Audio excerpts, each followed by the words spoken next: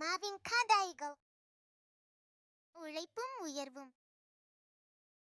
ஒரு நாள் விஜய் என்ற சிறுவன் மாம்பழ மரத்தில் ஏறி ஒரு பழத்தை திருட முயற்சித்தான்.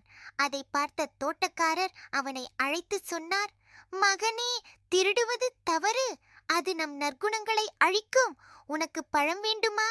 என் தோட்டத்தில் சிறிது உதவி செய். நான் உனக்கு பழங்களை தருகிறேன். விஜய் சம்மதித்து உதவி செய்தான். வேலை முடிந்ததும் தோட்டக்காரர் அவனுக்கு மாம்பழங்களை கொடுத்தார். உழைப்பால் கிடைக்கும் பலன் என்றுமே இனிமையானது என்றார். அந்த நாளில் இருந்து விஜய் திருடுவது தவறென்று உணர்ந்து உழைப்பின் மதிப்பை புரிந்து கொண்ட பாடம்.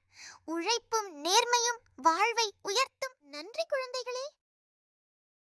நம்ம சேனலுக்கு லைக் பண்ணுங்க, கமெண்ட் பண்ணுங்க, பெல் பட்டனை அழுத்துங்க, சப்ஸ்கிரைப் பண்ணுங்க.